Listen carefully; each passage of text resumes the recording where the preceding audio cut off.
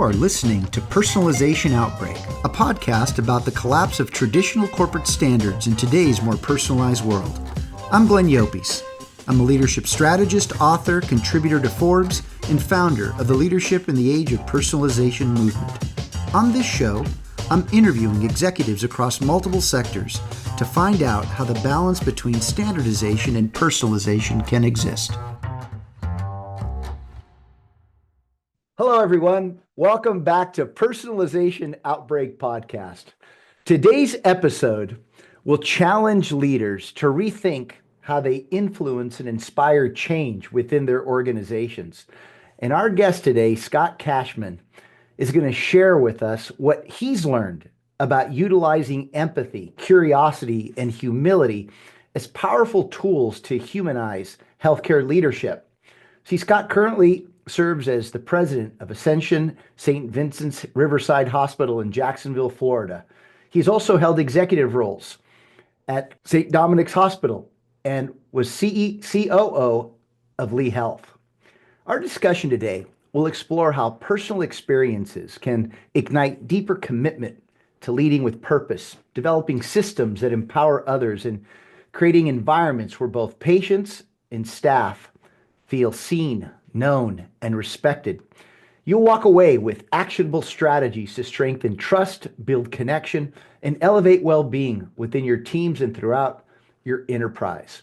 An invitation to lead boldly in shifting the culture toward one grounded in compassion and accountability.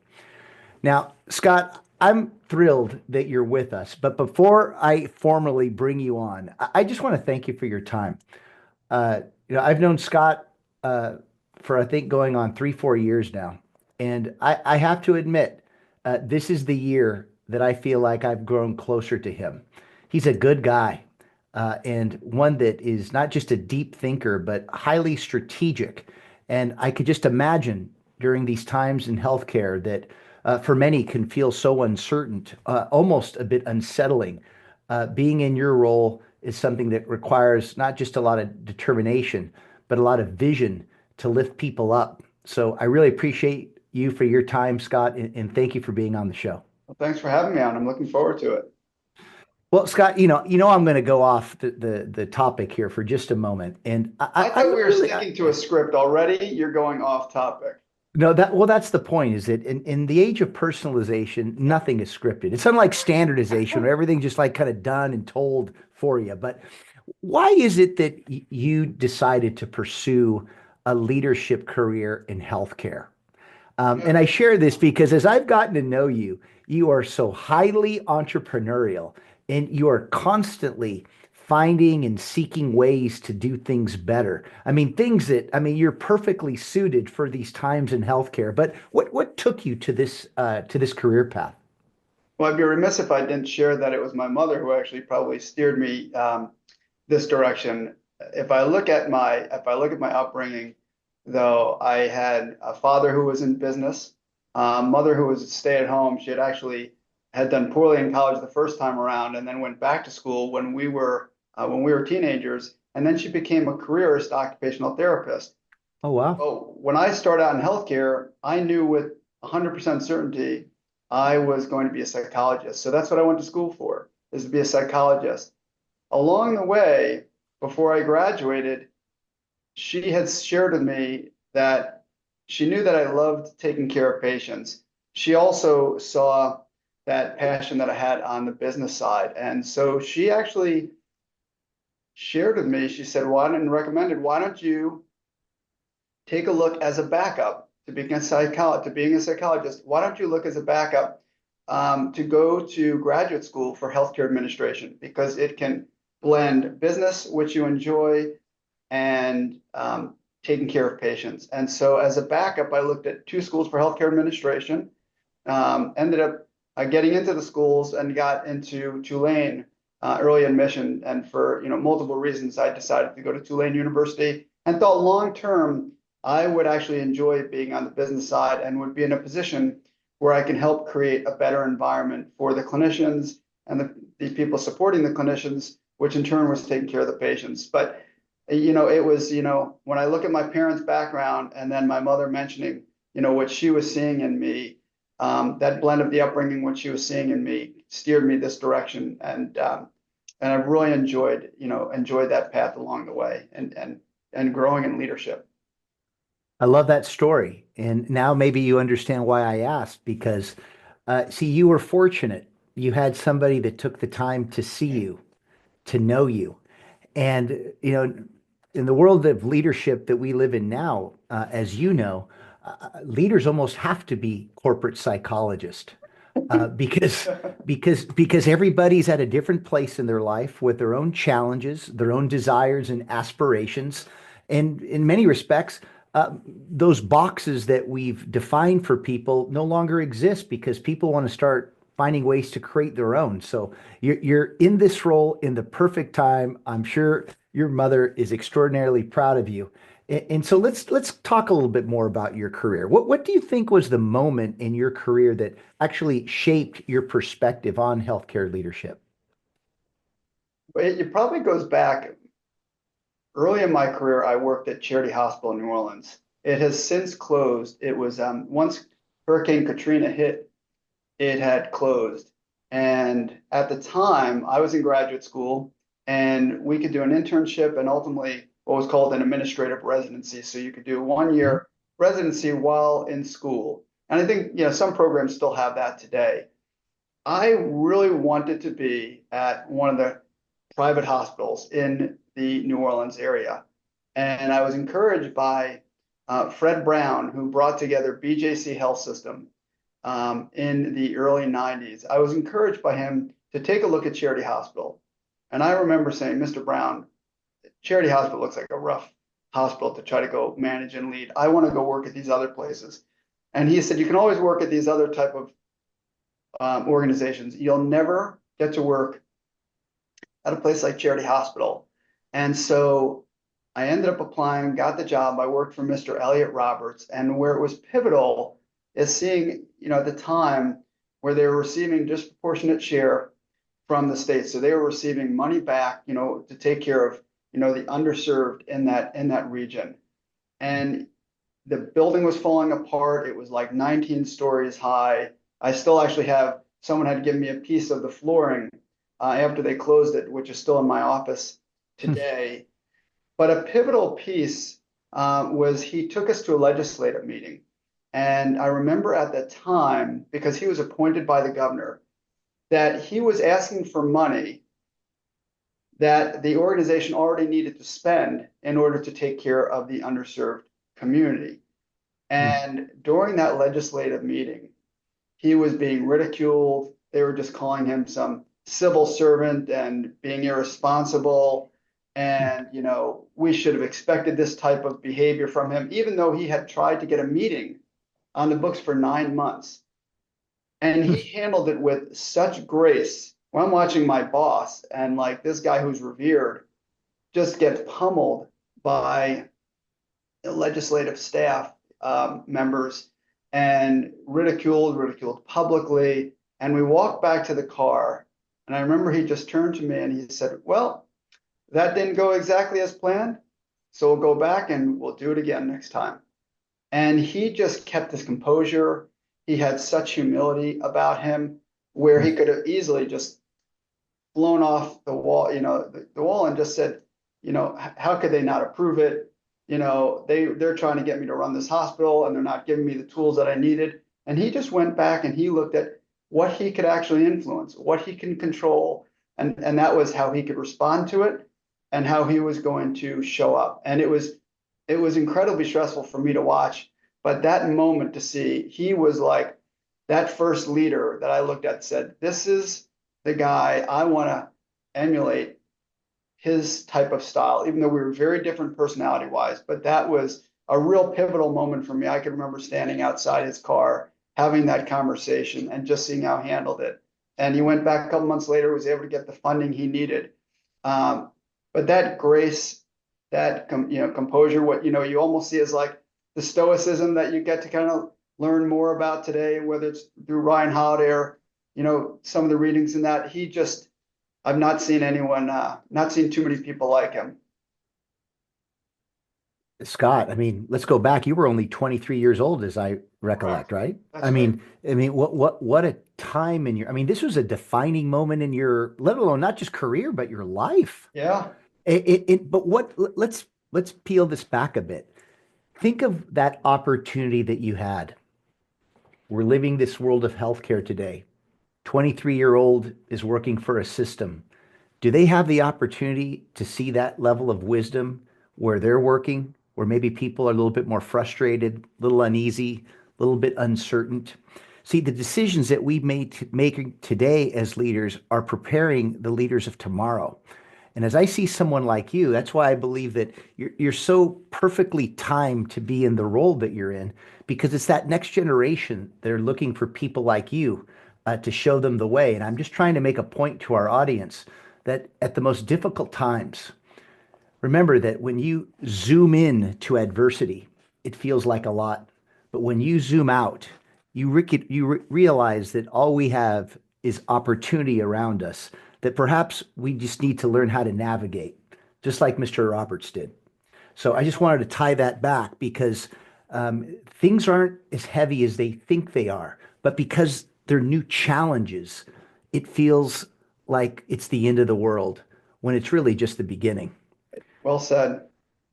Well, thank you, Scott. You Yeah, said it. it's Go interesting. ahead. No, it's interesting because to your point, I think more leaders, no matter what their age, they need to pause for a moment. I mean, I probably drive our team crazy sometimes, and I'll take a pause and share with them why I'm making a certain decision, why I want them to make a certain decision, what I want them to get from it. And I have to be intentional on, like, we're going to navigate through this situation, whether you're addressing a patient throughput issue, patient placement issue, your your strategic plan, your productivity, your infection rates, whatever struggles you have that have frankly have been around our whole career, they'll continue to be around our whole career. Pause and say, yeah, we're gonna navigate through that. But let's pause and understand where we're trying to go and the process we want to take and how we're communicating and are we keeping the right pace? Are we staying aligned? Are we showing up as good partners with each other? And I think when people look at the relationships, the alignment and pace, and so step back and work through the situation, also step back and actually have a conversation because it becomes learning moments with each other. And I try to be very intentional about that. And I want people to be intentional to me. So we keep learning from each other and say, oh, okay, yes, we'll fix this situation today. But if we can know why we're going to take this path, we could apply it to other situations. And then that's some practices, we could talk about later on that I have that I think a lot of leaders can apply that same work instead of just going through the daily grind and getting through the day and not really paying as much attention as they should. They should just pause because a lot of young leaders and frankly a lot of mid and old leaders could kind of use that reminder with each other on why we're making certain decisions the way we are. And especially now with the 20 somethings to 60 and even 70 somethings plus in the workplace, you want to continue to have that dialogue and learn from each other. So yeah, you're right. I was lucky in an early age that I was, given that opportunity, and I do think it exists in our workplace. We just may have to be a little more intentional about sharing that information. Well, I'll just pivot one thing here. Even though you were given the opportunity, you actually earned it and created it because you yourself could have responded from that experience differently. And I'm just wanting to make this point. You also just gave us a very fundamental example of what you intentionally do with your team and colleagues. What Of did I just say? We better report that. We better get this back on the record on the recorder here. No, no, you'll see. Watch what you I did. know. This is what you did. You took people through the cycle of reinvention. You Yeah. said, Glenn, I sit down with our folks and I help them understand the things that we're learning. And then I take them through also to redirect to say, hey, think about the things we need to unlearn Yeah. when you look at things more situationally. And then how do we begin to utilize this collective to relearn how we approach new problems? And then there's this constant repetition of that cycle. And I just wanted to share that because when we think of something like reinvent, it feels really big. It can be very small too. but with big impact. That's right. So, so with that, how did your personal experiences, Scott, really influence your commitment to restoring humanity in healthcare? And maybe you'd like to take a step back and help us understand how you defined restoring humanity in healthcare. Yeah, if I think when you say that, um, the first thing that actually comes to mind is when I was a psychiatric counselor. So I was a mental health counselor and I was working in Louisiana. And I was also at the time 23 years old. I didn't share it with the team. I don't think they knew at the time that I was also in graduate school Mm, to go into healthcare administration. And I would sometimes just get some thoughts of people on the unit, what was your perspective on leadership? And so to answer your question, what I saw once, there was someone who was working in housekeeping and she knew everyone. And I remember her telling me that she'll listen to the CEO give this great presidential talk. And then when she sees him in the hallway, because she also was responsible for cleaning the front lobby, um, he rarely said hello. He rarely even looked up at her. And wow. so she said, if someone was going, I think I had shared with her that I was going to like go the route of hospital administration and and um, and clinic administration because I've been on both sides. But I shared with her I was going kind of the healthcare administration route. She just brought up like the what we all know, like she's like, just be kind, like just say hello to someone. Like it's a big deal for me if the CEO would say hello to me. She said, I don't expect her actually getting paid, but I do expect that if you've just put out your newsletter or you've given some talk to our team and you share the importance of the culture and how we work together, that I should see you in the hallway doing the same thing. And it was so simple. And it drives me crazy when people actually don't do this. But that stuck with me early on that you could see the stress on her is like this CEO who she probably barely saw, when she did see it, wouldn't even say hello. And so that humanity of like, why don't we actually realize like we're all partners in this? So here's a guy who's probably making six figures and she's making minimum wage. And you start to look at that. And so early on, I was getting that feedback from people that helped me in the workplace, just in terms of how we care for each other. The other thing I saw is I started to see, especially when I was working in a psychiatric hospital, is the stress that people had, the stress that I had, that I was leaving work super stressed as well, because Hmm. you started seeing the productivity increase. And instead of six patients, you had eight patients, you had 10 patients, all within an 8 hour period of time that you had to see them for 1 hour. And the math didn't work. But I started for me personally realizing like I needed to just, find a way to just chill. So I enjoy like movement in the morning and a little more meditative at night. But I actually went for me and I started just exercising more intentionally. I was always exercising, but I found I started exercising just after work. And then I also took a job waiting tables, but I took a job waiting tables at a comedy store, at a comedy club. So Huh. when I looked at that balance of, fitness for me, humor, and being around other people that balanced the stress that I had in the workplace, it really started getting me in thought of like, how do you incorporate people's hobbies into the workplace so they can kind of almost like move naturally in the workplace, but they can have access to good food or can have access to the outside. They can also make sure that we're being kind from a cultural standpoint with each other. And then the last piece is there were some clunky systems that we had in place that I noticed when I was a psychiatric counselor and even when I went into leadership, that there were poor processes in place kind of before like lean was really popular, but just Mhm. mapping out processes. So at an early age, you started to see going back of like, be kind to people, and reinforce that culture, put the right tools in place so they can actually do their job and listen to the people at the front line who are stressed, because of the systems we have in place, because they're going to be able to help you get to where you want to go as an organization. Make sure if you can in the workplace to incorporate like what people like to do outside of work, so they don't always have to leave work to go kind of get that balance outside of work. They can get it throughout the day. They don't have to just wait 8, 10, 12 hours. Um, so then I just kept refining that through the years, honing in on those, those areas. And again, just even when I'm taking the most recent job here, just spending time with people in the areas and finding out what resonates with them, and just keep getting better at offering that. The advice your mother gave you to have you look at health administration as your backup plan was brilliant because your psychological education really prepared you for what you do today. And why do I say that?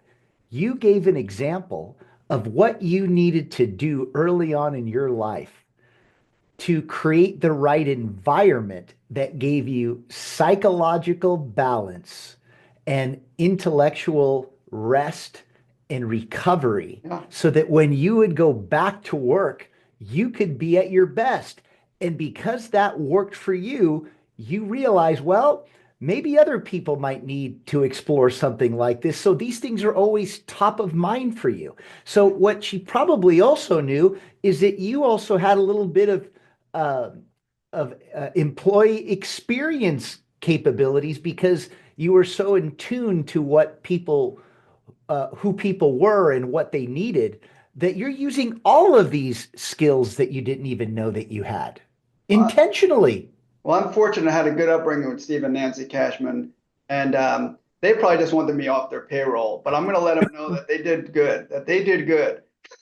Well, what they did is they helped you become a very complete leader. And I think that's what this whole interview is all about is that, is navigating these times of uncertainty are really opportunities to do things continuously better, little bits at a time.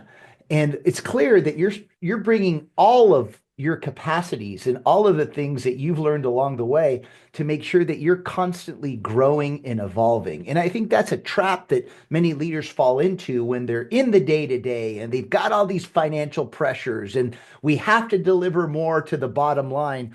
We lose track of who we are. And in your case, the story I'm hearing here is that you've always known and you do your best within circumstances, of course, to help others do the same.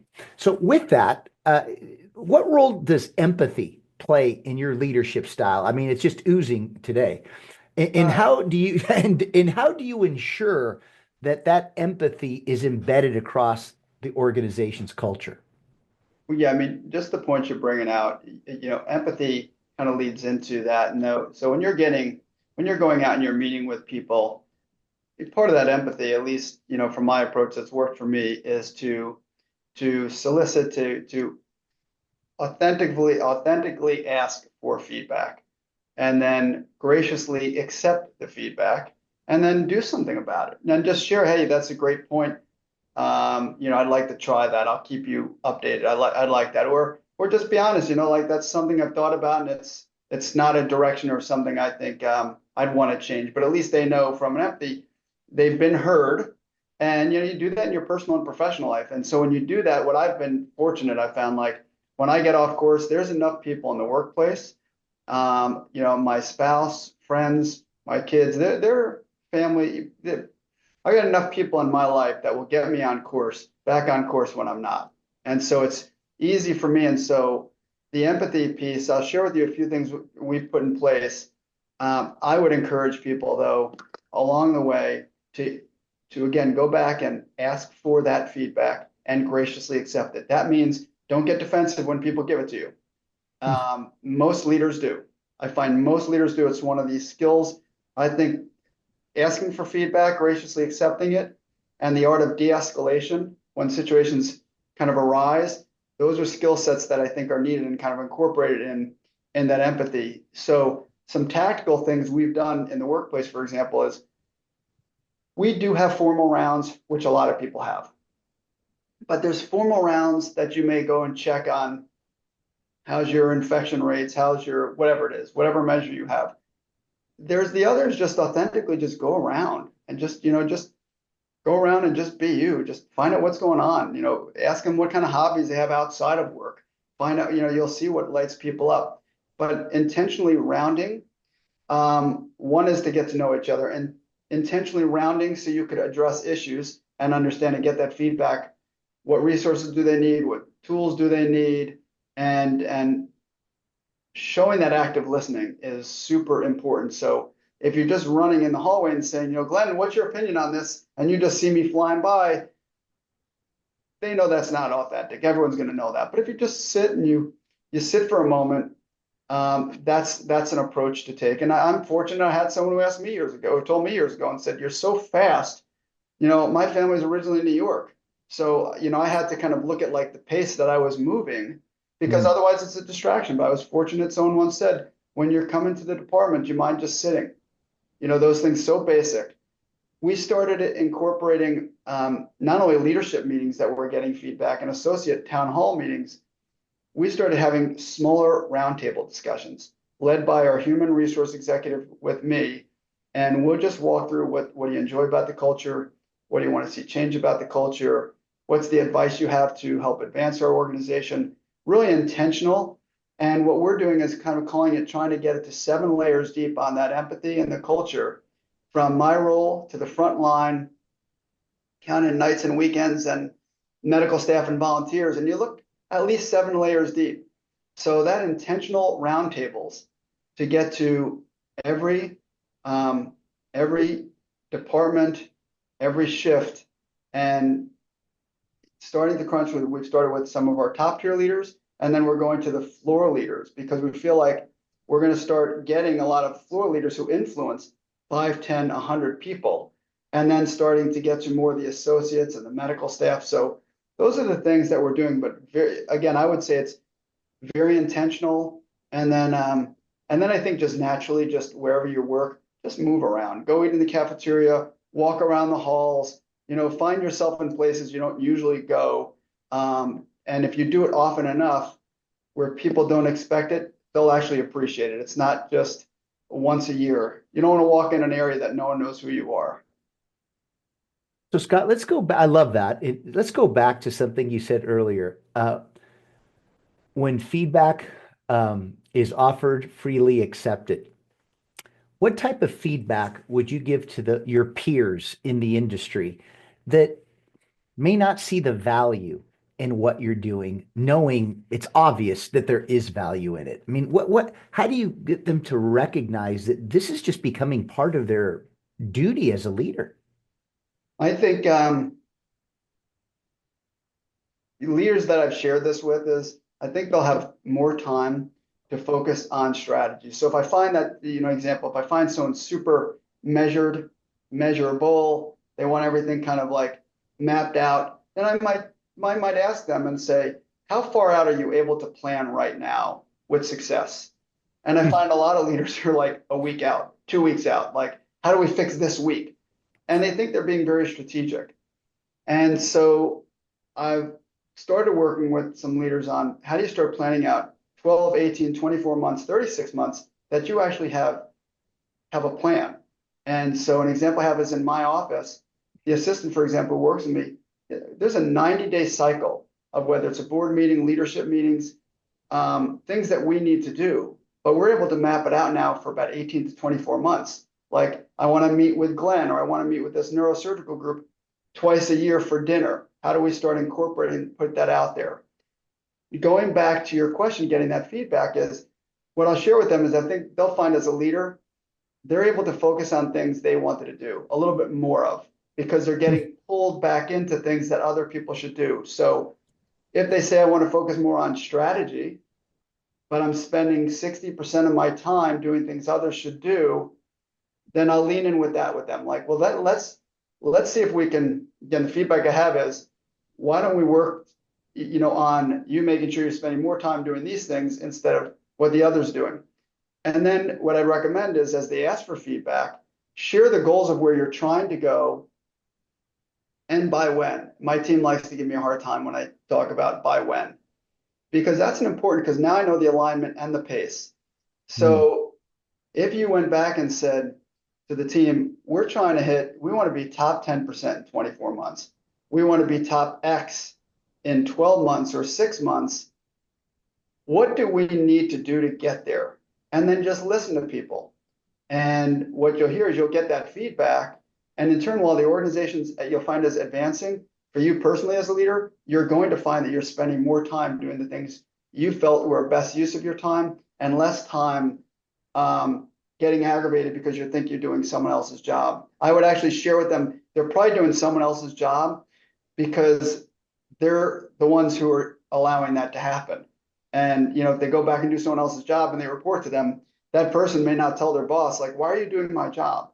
So now they're both aggravated. So, make sure they know kind of, that usual what's in it for them. But as they start spending more time on the things they enjoy, they're going to get that because they've asked for feedback and empowered and engaged the people at every level in the organization to help advance it, to where they're trying to go and by when. And I found that helps because they have to test out. But it may just be, try it in one department, try it with just this one small group, and you may see that you're getting to spend more time doing what you want to do. And I can give, if you want, a more granular example, but that's the type of feedback that I've given people when I see they're frustrated or not accepting feedback. You know what I love? By the way, that was excellent. And this is what I took from it, is that opportunities are everywhere, yet few have eyes to see them. Well, when you're doing the day to day and only planning out in solving for the week, you're not seeing any opportunities. You're just in the grind of what's required in the here and now. But when you adopt what you so eloquently defined, now you start recognizing that, you know what? There's actually a lot of things that are going on here. I can start letting go, and I can then start putting myself into a mode of identifying opportunities or maybe revisiting opportunities that I lost track of that would actually benefit the organization, our people, and our patients. So that was excellent, Scott. Well done. So let's continue that momentum. What practical steps can healthcare leaders take today to build more trust and connection, not just with their teams, but the patients they serve? The trusted connections, one is on a softer skill side, and I think it's a really important skill, is that rounding or shadowing. I, again, was fortunate that in my graduate program, I started shadowing areas. And so, I mean, I was thrown in to see a hysterectomy my first couple of weeks working at Charity Hospital, where, you're 2 feet, 2 feet right next to the surgeon. I remember Eric Clapton's song Layla was playing in the background while the surgeons are you're going in and they're explaining the procedure to me. While I was never going to do surgery, when I left and the surgeon spoke to me afterwards, they shared that the team had a lot of trust that I was willing to go into their world. I was just doing it, by the way, because I had no choice because it was part of our program. They're like, here you go, send you in. But they said the fact that you've kind of come into my world, it was really interesting because they explained a few things that I didn't necessarily know was going on. One is, they said, what you don't realize is while the team seemed quiet and nervous you were in there because we know you worked for the CEO, there was a great trust that you actually came into our space. You were able to hear what was working well, what's not working well. When he shared with the patient before I had gone in there, before she'd gone in for the procedure, are you okay if we have someone who comes in and they shadow and you have administrative staff? Well, they're not going to do it. It gives them a better sense of what's going on. She said the patients couldn't believe, and the family members, that actually administrative staff would actually go in. They have to approve it. Like the staff patients have to approve if you're going to go into the case, and you have to tell them obviously before they're under anesthesia. But it was helpful feedback. Again, that was good feedback for me that he wasn't saying, Scott, do you want feedback? He's like, the team trusts you were in there. And guess what? They also trusted my boss because my boss sent me in there. You had a sense of like what we're up against, not just sitting there in an office or in the hospital, but we're taking care of patients. And the patients and families saw that you all cared enough that you were going to come in. And I've lightheartedly shared that I was doing it well before Undercover Boss. And so I just started going and working in different departments, and I've done it for a lot of years now, where I will have people, you have to put me to work for 2 hours at a time. Usually it's like 2 to 3 hours at a time.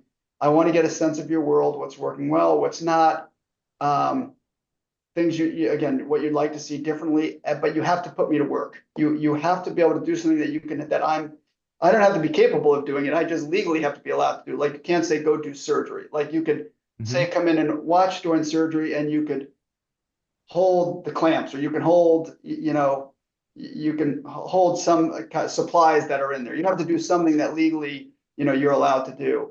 But that helps. I find that helps build the trust. Last week, I just saw total knee operation on a robot. And again, same type of dynamics from when I was 23 to much older, and you start to see that. So those that that's an example of what I find helps build the trust. And then I think is finding sometimes some of the more informal environments of just eating in common areas, walking around, going in and speaking to patients. We had a patient a while back that I remember the case was delayed. The case Mm. was delayed. And again, because it was rounding enough, the surgeon just said, would you mind just speaking to the patient about what was going on and why their case was delayed? And again, simple things like that. Now he doesn't have to have the pressure on him. They can keep the relationship. And we are able to take ownership of like, this is on us, to be X hours before you're having this. Can we get anything for your family while they're waiting?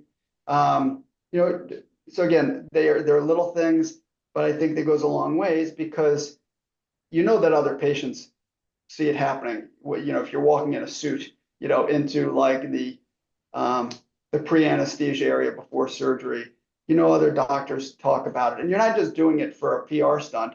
They just know naturally, you're willing to do that, and you're willing to be part of that team with them. So again, those are a couple of examples I find help with trust.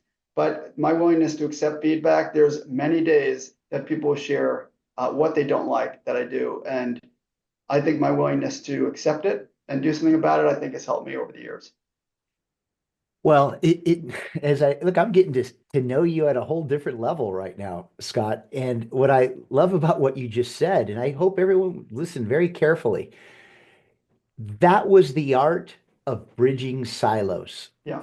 Rather than pointing them out, rather than being frustrated by them, you've taken the initiative. And it's funny because what you were taught at a young age, I was taught that too. I mean, Yeah. when I was in the food and beverage industry, I remember working for Sunkist where I was a young executive, and they said, Glenn, you're going to go work in the manufacturing stage of the production line for the next 2 weeks. I go, what? I don't have time. Oh, you're going to make time because unless you know how things are made, Sure. then you're not going to understand how that eventually will impact the customer that buys our things. Oh And yeah. when you're with a very sophisticated buyer or customer like Costco that wants to know end to end about your product, you're going to need to know end to end.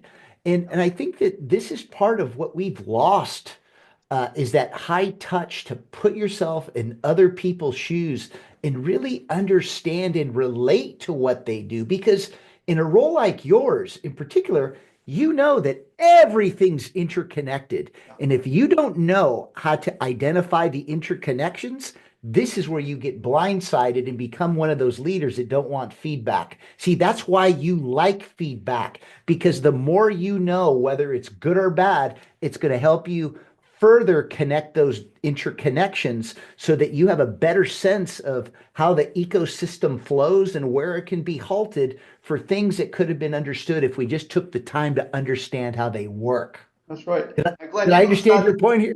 Yeah, and it's not easy. I mean, when we're saying it's really nice, people say, "Oh, that sounds really super easy." I'm fortunate also. My kids, who are now almost 24-year-old son and almost 22-year-old twin daughters, they have been serving with me in the hospital since they're about 8 years old. And Oh my so like they'll come goodness. with me, over Christmas, over Easter. So it's really cool. So one is the Cashman kids know how to run a great trail line, and now that they're older, they see the importance of that. They've rounded with me, they've seen the patient areas, but that helps build the trust. Not again for some gimmicky thing, they get a sense of what I do. They get a sense of like what's taking place in a really serious environment. And they've loved that tradition over the years. Now, the tradition they did not enjoy is growing up. My wife and I also, we enjoy running, and we would do a 5K with them every Sunday just at the house. We'd take it low key and then we'd have breakfast together. But then we'd talk about feedback, what worked well, what didn't work well, what would you do differently this week? And it was not about the run, it was more about their own personal development. I think my son once said, growing up in this household is like getting an MBA. And so, as I'm sharing this, like it's nice from a leadership perspective, but it could be a lot for people. You know what I'm saying? So like you have to kind of really see if people are open to it. You know, my kids probably felt like they had no choice, but I think it's important to know like in doses, make sure you're giving it to people so you're not overwhelming them. They're not exhausted. You and I are able to have this great conversation that people may be able to take some things from it, but just know there's a flip side to it that could exhaust people like, okay, I don't need anything more. Don't give me any more feedback. That's enough. Well put, Scott. Well put. Okay, let's My kids flip will this now. listen to this. They're like, this is garbage. I don't want your feedback. I don't want it one more moment.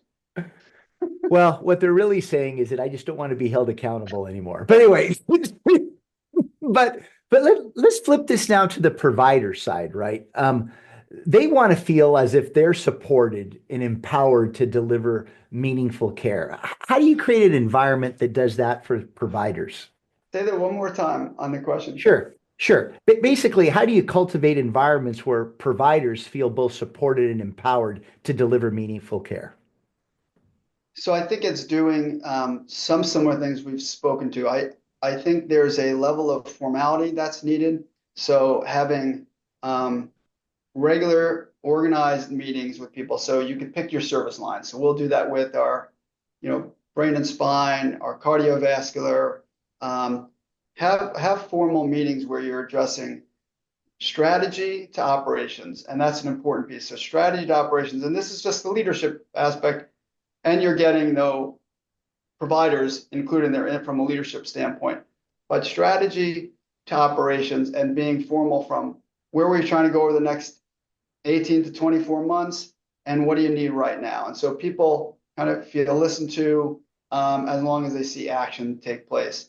And then make sure you have those formal ways that you're getting. So we have safety huddles every day and each of the departments. So it's important, again, getting out to each of these areas in formal ways. So they see that they're engaged and they hear the importance of it, making sure you craft, and just from my perspective, what I've seen successful is if you can craft meetings in a way that you can also celebrate success at the end. So we have huddles, and sometimes it's like we'll go through the huddles, and at the end is supposed to be what to celebrate. And inevitably there's someone who's celebrating, and then someone's like, oh, one more thing. This is broken. And it was like, we ruined that. But then it's much easier. You then have a much better sense of what's going on for me in the hospitals, for example, a much better sense of what's going on the floors and where we have struggles. For me to kind of engage frontline staff members, physicians who are your hospital-based physicians, like your hospitalist or your anesthesiologist, your pathologist or radiologist, because at the kind of the strategy and the governance structure level, you have a sense.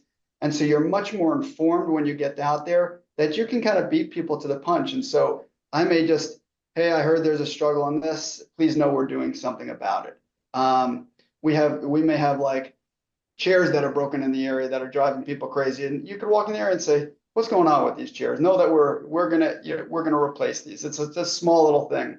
And then I put out a newsletter once in a while and once a month where I can help reinforce that. So I found kind of different distributions, communication distributions that I find are helpful, again, formal and informal, but it has helped me to kind of know more from a governance high level what's going on. So I'm not completely blindsided when I'm on the floors. And then if I'm on the floors and I'm hearing other things, then I'm bringing it back to the other group that say we may be blind to what's going on and not having a good feel for what's going on because I'm hearing all these things at the ground level, but we're not discussing that here. And a few years ago, I had that example where I was told we were going to have over 20 critical care nurses leaving in a 3-day period of time. And I brought it back to that kind of high level group. And it was in a previous organization. And the leadership they just said, Scott, you just don't have an ear to the ground. You're just wrong.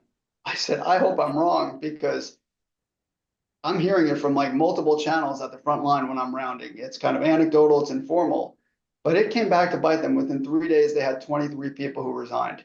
And it Wow. showed a disconnect both ways. So that's why it's important to kind of have that informal, formal structure. And be open to the fact of like you may not have your ear to the ground as well as you think you do. So it's important to stay humble. Well, on that note, we know that there is physician burnout.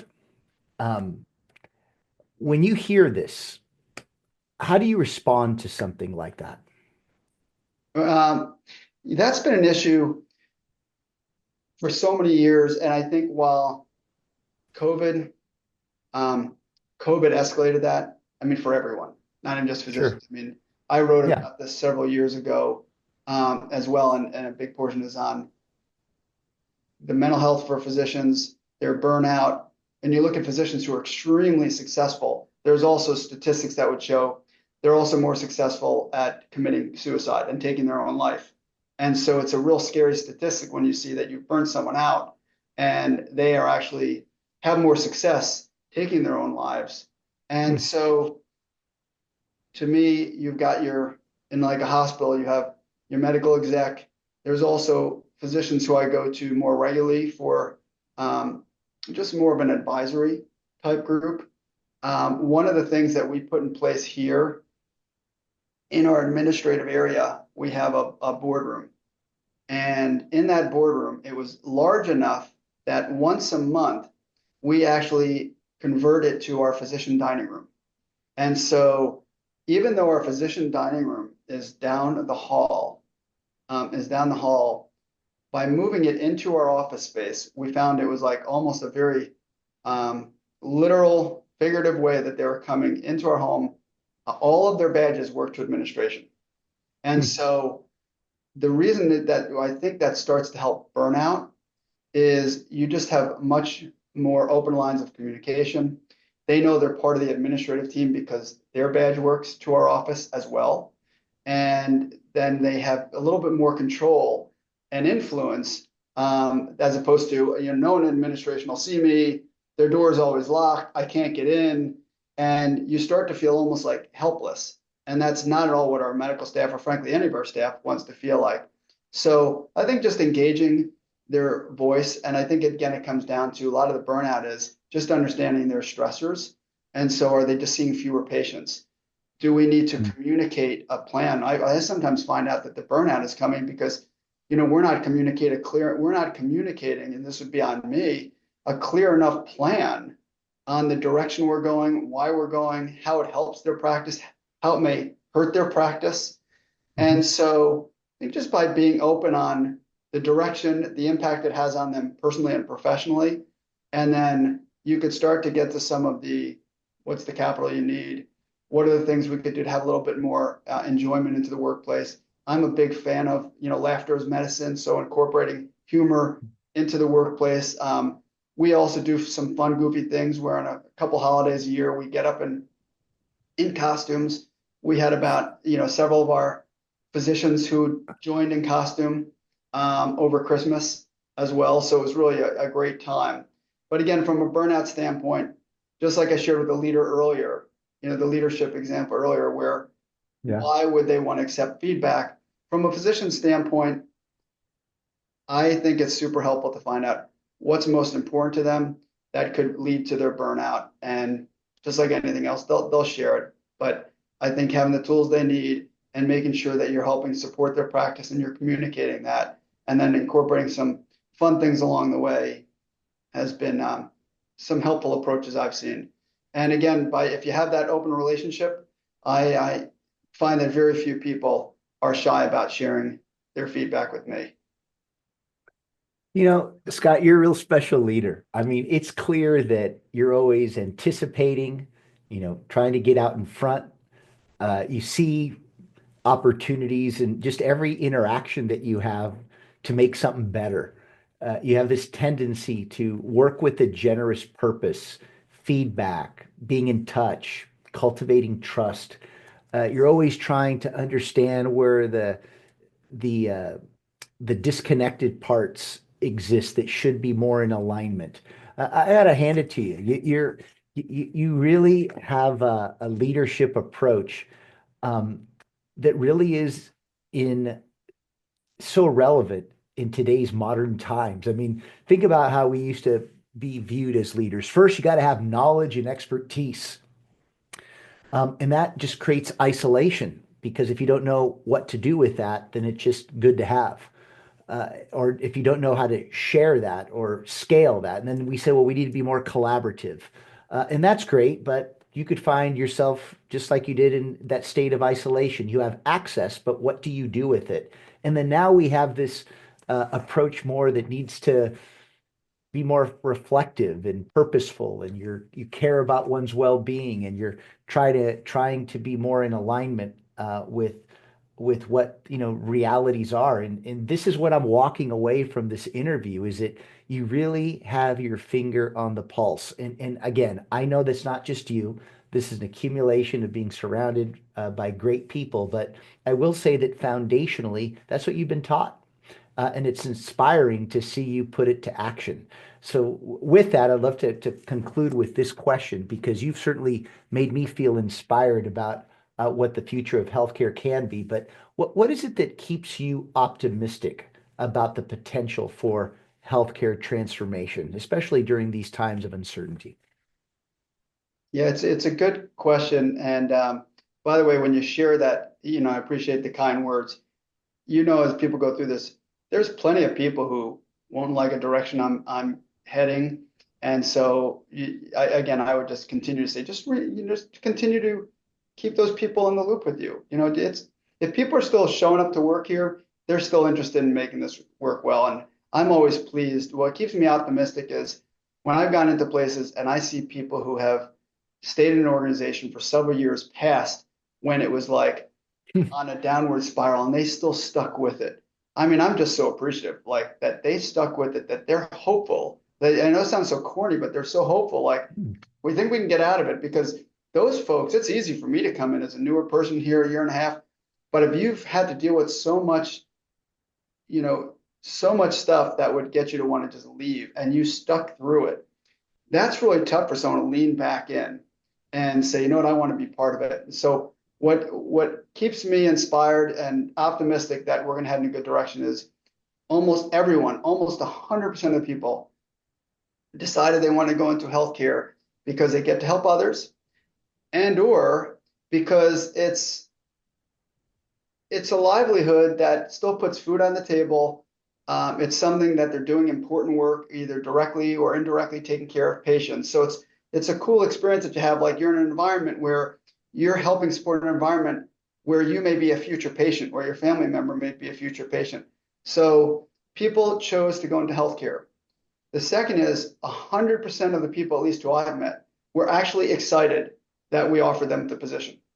So we offered them the position. That, no one seemed disappointed. Like, I called you and said, "Hey, Glenn, we want to offer you the job." And you're like, "Oh, I really didn't want the job." Like they're all pretty excited about it.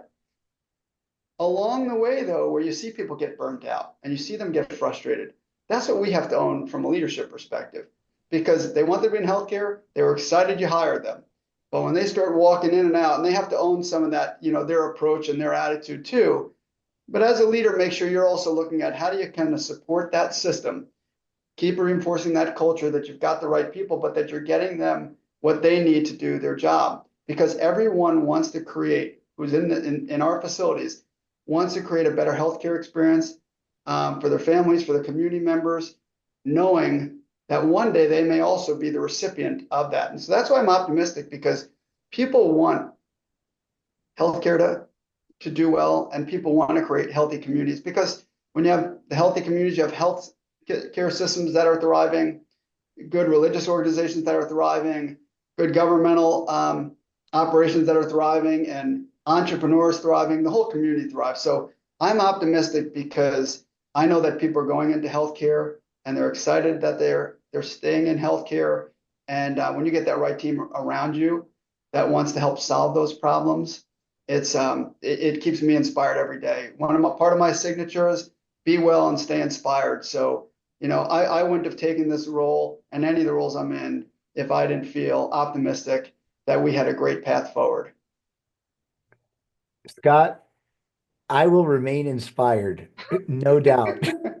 And I will remain well, knowing that there's leaders like you who not just care, but are still rolling up their sleeves, getting their hands dirty, and doing what's right. Scott, I really appreciate you for your time and for sharing your knowledge and wisdom with the audience. Really appreciate you, Scott. Thank you, and appreciate you and everything you're doing. Well, as we leave every show, when you lead in the age of personalization, you will see things that others don't, do what others won't, and keep pushing when prudence says quit. Thanks again, Scott. Thank you. Thanks for listening to Personalization Outbreak. Make sure to subscribe so you never miss a show. If you enjoyed the content, visit ageofpersonalization.com to check out our free streaming video series and learn how to get involved in the movement. I'm Glenn Llopis. I wish you a good day, and remember, without strategy, change is merely substitution, not evolution.